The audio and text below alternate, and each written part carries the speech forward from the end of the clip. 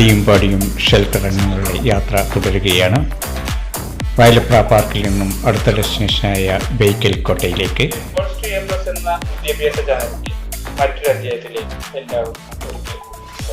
വയലപ്ര പാർക്കിൽ നിന്നും നാം എത്തുന്നത് ബേക്കൽ കോട്ടയിലേക്കാണ്. ദൂരവും സമയവും നോക്കാം. ഇടത്തെ ഭാഗത്തെ മാപ്പിൽ നോക്കുക. കീഴ്ശ്ശേരിയിൽ നിന്ന് ബേക്കൽ കോട്ടയിലേക്ക് 200 കിലോമീറ്റർ 4 മണിക്കൂർ 55 മിനിറ്റ് നേരത്തെ യാത്ര. നടുവിലെ മാപ്പിൽ നോക്കുക. വയലപ്രയിൽ നിന്ന് ബേക്കൽ കോട്ടയിലേക്ക് 52 കിലോമീറ്റർ 1 മണിക്കൂർ 9 മിനിറ്റ് നേരത്തെ യാത്ര. വലത്തെ ഭാഗത്തെ മാപ്പിൽ നോക്കുക. അടുത്ത നമ്മുടെ സന്ദർശന സ്ഥലമായ റാണിപുരത്ത് നിന്ന് ബേക്കൽ കോട്ടയിലേക്ക് 52 കിലോമീറ്റർ 1 മണിക്കൂർ 17 മിനിറ്റ് നേരത്തെ യാത്ര. ബേക്കൽ കോട്ടയുടെ കവാടത്തിലാണ് നമ്മളിപ്പോൾ എത്തിയിരിക്കുന്നത്. കോട്ടയുടെ മുൻഭാഗത്തുള്ള കെട്ടുമട്ടുമാണ് നമ്മളിപ്പോൾ കണ്ടുകൊണ്ടിരിക്കുന്നത്. ഇതാ എല്ലാവരും ഉള്ളിലേക്ക് പ്രവേശിക്കുകയായി. അതിന് മുമ്പായി മുൻഭാഗത്ത് നിന്ന് തന്നെ എല്ലാവരും ഒരു ഫോട്ടോ എടുക്കാനുള്ള തയ്യാറെടുപ്പിലാണ്. ഇതാ ഈ വഴിയിൽ തന്നെ ഇവിടെ ശ്രീ മുഖ്യപ്രാണ എന്ന പേരിൽ അറിയപ്പെടുന്ന ഒരു കോവിൽ ഇവിടെ കാണാം. അമ്പലവും കഴിഞ്ഞ് നമ്മൾ ഈ വളവ് തിരിയുന്നതോടെ കോട്ടയുടെ ഉള്ളിലേക്ക് പ്രവേശിക്കുകയായി. വിശാലമായ മൈതാനമാണ് ഇവിടെ. ചില ഇടിഞ്ഞു പൊളിഞ്ഞ കെട്ടിടാവശിഷ്ടങ്ങൾ അവിടെയും ഇവിടെയും കിടപ്പുണ്ട്. ചെടികൾ നട്ടുപിടിപ്പിച്ച് വളരെ ഭംഗിയായി പരിപാലിക്കപ്പെട്ടിരിക്കുന്നു. പാതകളും കല്ലുപാകി നല്ല സഞ്ചാരയോഗ്യമാക്കി മാറ്റിയിരിക്കുന്നു. കേരളത്തിൽ കാസർഗോട്ടാണ് ബേക്കൽ കോട്ട സ്ഥിതി ചെയ്യുന്നത്. കേരളത്തിലെ വലിയ കോട്ടയം ഏഷ്യൻ വൻകരയിലെ ഒരു പ്രധാനപ്പെട്ട കോട്ടയമാണിത്. ചെങ്കല്ല് കൊണ്ടാണ് ഇത് മിക്കവാറും നിർമ്മിക്കപ്പെട്ടിരിക്കുന്നത്. ഈ പ്രദേശം പണ്ട് കദംബ രാജവംശത്തിൻ്റെയും മൂഷിക രാജവംശത്തിൻ്റെയും കോലത്തിരി രാജാക്കന്മാരുടെയും കീഴിലായിരുന്നു. ഇതിനുശേഷം ഇവിടെ വിജയനഗര സാമ്രാജ്യത്തിൻ്റെ കീഴിലായി. 1565 തളിക്കോട്ട യുദ്ധത്തിൽ വിജയനഗരം പരാജയപ്പെട്ടതിനു ശേഷം ഈ പ്രദേശം ബനിനൂർ രാജാക്കന്മാരുടെ അധീനതയിലായി. കുംബ്ലയിലെ ഇക്കേരി നായ്ക്കന്മാർ എന്നറിയപ്പെടുന്ന ബദിനൂർ നായ്ക്കന്മാരിലെ ശിവപ്പ നായിക്ക് 1650 ഈ കോട്ട നിർമ്മിച്ചു എന്നാണ് പൊതുവെ കരുതപ്പെടുന്നത്. ഇവിടെ ഇതാ ഒരു നല്ല കുളം ചെങ്കല്ല് കൊണ്ട് നല്ല രീതിയിൽ കെട്ടി പരിപാലിക്കപ്പെട്ടിട്ടുണ്ട്. നല്ല ശുദ്ധമായ ജലവും ഇതിലുണ്ട്. നോക്കുക, ചരിത്രം തുടർന്ന് കേൾക്കാം. എന്നാൽ കോലത്തിരി രാജാക്കന്മാരുടെ കാലത്തെ കോട്ട ശിവപ്പ നായിക്ക് പുതുക്കി പണിതതാണെന്നും ചില ചരിത്രകാരന്മാർ കരുതുന്നുണ്ട്. എന്നാൽ അടുത്ത കാലത്തായി നടന്ന പുരാവസ്തു ഗവേഷണം ചൂണ്ടിക്കാട്ടുന്നത് കോട്ട വിജയനഗര സാമ്രാജ്യത്തിൻ്റെ നിർമ്മാണത്തിൻ്റെ ഭാഗമായിരുന്നു എന്നാണ്. നമ്മളിത് ഇപ്പോൾ എത്തിയിരിക്കുന്നത് ഇതിലെ ഏറ്റവും വലിയ ഉയർന്ന കോട്ടയിലേക്കാണ്. ഇതിൻ്റെ മുകളിൽ കയറി അവിടെ നിന്നുള്ള കാഴ്ചകൾ നമുക്കൊന്ന് കാണാം. 1763 അടുപ്പിച്ച് ഈ കോട്ട മൈസൂരിലെ രാജാവായിരുന്ന ഹൈദരാലി കീഴടക്കി. ടിപ്പു സുൽത്താൻ്റെ കാലത്ത് ഈ കോട്ട തുളുനാടിൻ്റെയും മലനാടിൻ്റെയും പ്രധാന ഭരണകേന്ദ്രമായിരുന്നു. ടിപ്പുവിൻ്റെ പരാജയത്തിന് ശേഷം 1791 കോട്ട ഉൾപ്പെടുന്ന പ്രദേശം ബ്രിട്ടീഷ് അധീനതയിലായി. ഇത് ബ്രിട്ടീഷ് ഇന്ത്യയിലെ സൗത്ത് കാനറ ജില്ലയുടെ ഭരണപരിധിയിലായി. നമ്മളിതാ ഈ കോട്ടയുടെ ഏറ്റവും അടിഭാഗത്ത് എത്തിയിരിക്കുകയാണ്. ഇവിടെ നിന്ന് മുകളിലേക്ക് കയറിയാണ് കോട്ടയിലേക്ക് എത്തേണ്ടത്. ഇതാ നമ്മൾക്ക് ഈ വഴി മുകളിലേക്ക് കയറാം. മുകളിലേക്ക് കയറാനുള്ള ഈ വഴി നോക്കൂ. നല്ല ചെങ്കല്ല് പതിച്ച് നല്ല സൗകര്യപ്പെടുത്തിയിട്ടുണ്ട്. മുകളിൽ നിന്ന് വ്യൂ കഴിഞ്ഞ് ഇറങ്ങി വരുന്നവരാണ് ഇവരൊക്കെ. നല്ല ഉയരത്തിലാണ് ഈ വ്യൂ പോയിൻ്റ് ഇവിടെ സ്ഥിതി ചെയ്യുന്നത്. അതുകൊണ്ട് തന്നെ ദൃശ്യങ്ങളെല്ലാം നല്ല വ്യക്തമായി ദൂരേക്ക് കാണാൻ കഴിയുന്ന രീതിയിലായിരിക്കും.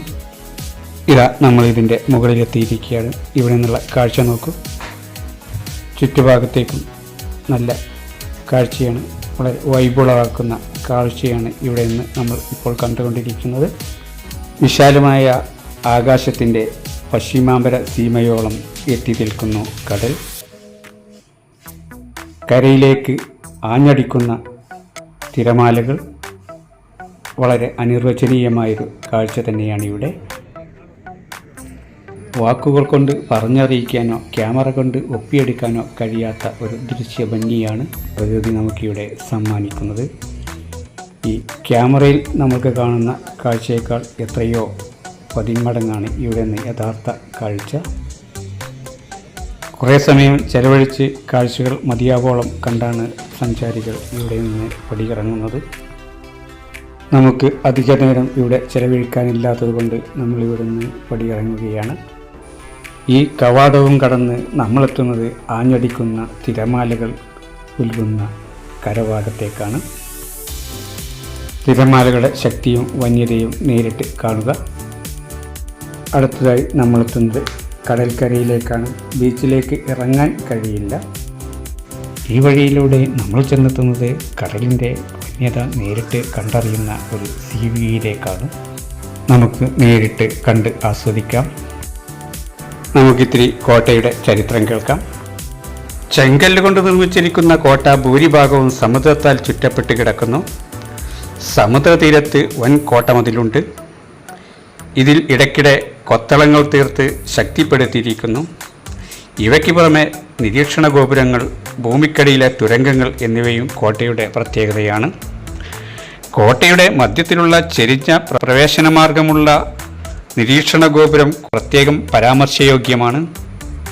24 മീറ്റർ ചുറ്റളവും 9 മീറ്ററിലധികം ഉയരവുമുള്ള ഇതിലേക്കുള്ള പ്രവേശന മാർഗം യുദ്ധോപകരണങ്ങൾ മുകളിലെത്തിക്കുന്നതിനായി ചെരിവുതലമായി രൂപപ്പെടുത്തിയിരിക്കുന്നു.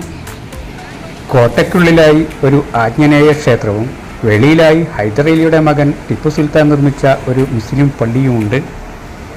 ബേക്കൽ കോട്ടയ്ക്ക് ചുറ്റുമായി ഇന്ന് വിനോദസഞ്ചാര വികസന പ്രവർത്തനങ്ങൾ നടക്കുന്നുണ്ട്. കേരള സർക്കാർ ബേക്കലിൻ്റെ വിനോദസഞ്ചാര സാധ്യതകൾ വർദ്ധിപ്പിക്കുന്നതിനായി ബേക്കൽ റിസോർട്ട് ഡെവലപ്മെൻറ്റ് കോർപ്പറേഷൻ രൂപീകരിച്ചു. 17-ാം നൂറ്റാണ്ടിൽ പണി കഴിപ്പിച്ച ഈ ചരിത്ര നിർമ്മിതി ഇന്ന് ജില്ലയുടെ തന്നെ മേൽവിലാസമായി നിലകൊള്ളുന്നു. പള്ളിക്കര വില്ലേജിൽ കടലിനോട് ചേർന്ന് 35 ഏക്കർ സ്ഥലത്താണ് കോട്ട സ്ഥിതി ചെയ്യുന്നത്. കോട്ടയിലെ കാഴ്ചകളും ചരിത്ര സ്മാരകങ്ങളും നടന്നു കാണുകയാണ് സന്ദർശകരെല്ലാവരും. പുരാതനമായ കദംബ രാജവംശമാണ് ഈ കോട്ട നിർമ്മിച്ചതെന്ന് കരുതപ്പെടുന്നു. തുടർന്ന് കോലത്തിരി രാജാക്കന്മാരും മൈസൂർ രാജാക്കന്മാരും കൈവശപ്പെടുത്തിയ കോട്ട ഒടുവിൽ ബ്രിട്ടീഷുകാരുടെ അധീനതയിലായി. വെട്ടുകല്ലിൽ തീർത്ത 130 അടി ഉയരത്തിലുള്ള കോട്ടയുടെ ആകൃതി ഒരു താക്കോൽ ദ്വാരത്തിന് സമാനമാണ്. 12 മീറ്റർ ഉയരത്തിലാണ് മതിലുകൾ പണിതിട്ടുള്ളത്. ഏതാനും നൂറ്റാണ്ടുകൾ മുമ്പ് വരെ വലിയ പീരങ്കികൾ ഘടിപ്പിച്ചിരുന്ന നിരീക്ഷണ ഗോപുരങ്ങളും പടവോടുകൂടിയ ജലസംഭരണിയും തെക്കുഭാഗത്ത് തുറക്കുന്ന തുരങ്കവുമാണ് കോട്ടയിലെ ഇപ്പോഴും ശേഷിക്കുന്ന വിസ്മയകരമായ നിർമ്മിതികൾ. കാഴ്ചയിലെ പ്രൗഢിക്കൊപ്പം മാറി മാറി വരുന്ന ഓരോ അധികാരികളും ഒരുക്കിയ പ്രതിരോധ സൗകര്യങ്ങൾ കൂടിയാണ് കോട്ടയെ കാലാകാലങ്ങളിൽ ആകർഷണ കേന്ദ്രമായി നിലനിർത്തുന്നത്. നമ്മുടെ സംഘാംഗങ്ങളും ഇതാ ഈ കാഴ്ചകൾ ആവോളം കാണുകയും ക്യാമറയിൽ പകർത്തുകയും ചെയ്യുന്ന തിരക്കിലാണ് ഇവിടെ. വിവരണാതീതവും അനിർവചനീയമായ കാഴ്ചയും പ്രകൃതി ദൃശ്യങ്ങളുമാണ് കടലും കരയും ഇവിടെ ഒരുക്കിയിരിക്കുന്നത്. നേരിട്ട് കാണുക. കോട്ടയ്ക്ക് സമീപം ഒരു ഹനുമാൻ ക്ഷേത്രവും ടിപ്പു സുൽത്താൻ നിർമ്മിച്ചതെന്ന് കരുതപ്പെടുന്ന ഒരു പള്ളിയുമുണ്ട്. കോട്ടയിൽ നിന്ന് 1 കിലോമീറ്ററേയുള്ളൂ ബേക്കൽ കടൽ തീരത്തേക്ക്. ഇതിനോടകം വിവിധ സിനിമകൾക്ക് പശ്ചാത്തല ഭംഗി പകർന്ന ബേക്കൽ കോട്ടയും കടൽ തീരവും ഇപ്പോഴും വിവാഹ പരസ്യ ചിത്രീകരണ സംഘങ്ങളുടെ പ്രിയപ്പെട്ട സ്ഥലമായി തുടരുന്നു. ബേക്കൽ കോട്ടയോട് വിട പറഞ്ഞ് നമ്മൾ അടുത്ത സന്ദർശന സ്ഥലമായ റാണിപുരത്തേക്ക് തിരിക്കുകയാണ്. റാണിപുരത്തേക്ക് ഇവിടെ നിന്ന് ഏകദേശം 50 കിലോമീറ്ററാണ്. അവിടേക്കുള്ള മാർഗമധ്യേയുള്ള ചുരം കയറുകയാണ് നമ്മളിപ്പോൾ. നല്ല രസകരമായ കാഴ്ചകളാണ് ഈ പാതയോരങ്ങൾക്കിരുവശവും.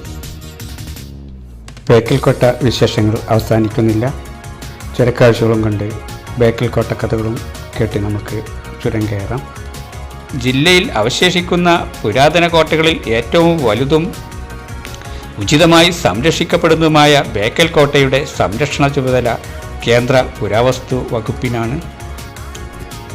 കാസർകോട്ടെ പ്രസിദ്ധമായ ബേക്കൽ കോട്ട വീരോതിഹാസങ്ങൾക്ക് മുഖസാക്ഷിയായിട്ടുണ്ട്. ആയിരക്കണക്കിന് സൈനികർ രക്തരൂക്ഷിതമായ പോരാട്ടത്തിൽ വീരരക്തസാക്ഷ്യം വഹിച്ചതിന് പല കാലത്തായി പശ്ചാത്തലമായിട്ടുണ്ട്. റാണിപുരത്തിൻ്റെ വിവരണാതീതമായ കാനന ഭംഗിയാണ് ഈ ചുരത്തിൻ്റെ ഇരുവശവും നമ്മൾ ദർശിച്ചു കൊണ്ടിരിക്കുന്നത്. കണ്ടുകൊള്ളുക. നാട്ടുരാജാക്കന്മാരുടെ ചതിയുടെയും വഞ്ചനയുടെയും മത്സരങ്ങളുടെയും യുദ്ധങ്ങളുടെയും ചരിത്രം മുതൽ വൈദേശികരായ ബ്രിട്ടീഷുകാരുടെ ആക്രമണങ്ങൾക്കും കൊള്ളകൾക്കും സാക്ഷ്യം വഹിച്ച ഭൂമികയാണ് ബേക്കൽ. ബേക്കൽ കോട്ടയുടെ പടിഞ്ഞാറുള്ള 2/3 ഭാഗവും അറബിക്കടലിലാണ് സ്ഥിതി ചെയ്യുന്നത്. നിരന്തരമായി അലച്ചെത്തുന്ന തിരകളുടെ തലോടൽ ഏറ്റുവാങ്ങിയാണ് കോട്ടയുടെ കിടപ്പ്. കോട്ടയുടെ ഉയർന്ന കടൽ ഭിത്തിക്ക് മുകളിൽ നിൽക്കുമ്പോൾ സൂക്ഷ്മമായി ചെവിയോർത്താൽ കോട്ടയുടെ കീഴിൽ ഒന്നിനു പിറകെ ഒന്നായി അലച്ചെത്തി തല്ലിത്തകർന്ന് പൊട്ടിച്ചിതറുന്ന തിരമാലകളെ ചിലമ്പിച്ച ശബ്ദം നൂറ്റാണ്ടുകൾക്കപ്പുറം അവിടെ പടവെട്ടി മരിച്ച അനേകമനേകം യോദ്ധാക്കളുടെ ദീനവിലാപം പോലെ നമുക്ക് അനുഭവപ്പെടും. കോട്ടയെ വലം വെച്ചു ചുറ്റും വീശിയടിക്കുന്ന സുഖശീതളമായ കാറ്റിന് ശിരസ് ഛേദിക്കപ്പെട്ട ആ ഭടന്മാരുടെ ചോരച്ചൂര് മണക്കുന്നുണ്ടോ എന്ന സംശയവും നമുക്കുണ്ടാകാം. നമ്മളിതാ റിസോർട്ടിലെത്തിയിരിക്കുകയാണ്. റിസോർട്ടിൻ്റെയും പരിസര പ്രദേശത്തിൻ്റെയും കാഴ്ചകളാണ് നമ്മളിപ്പോൾ കാണുന്നത്. ചുറ്റുപാടും കുന്നും മലകളും പുൽമേടുകളും വനങ്ങളുമാണ്. റാണിപുരത്തെ പ്രകൃതി ഇങ്ങനെയാണ്. ഇവിടുത്തെ കാഴ്ചകൾ ഇത്തരത്തിലാണ്.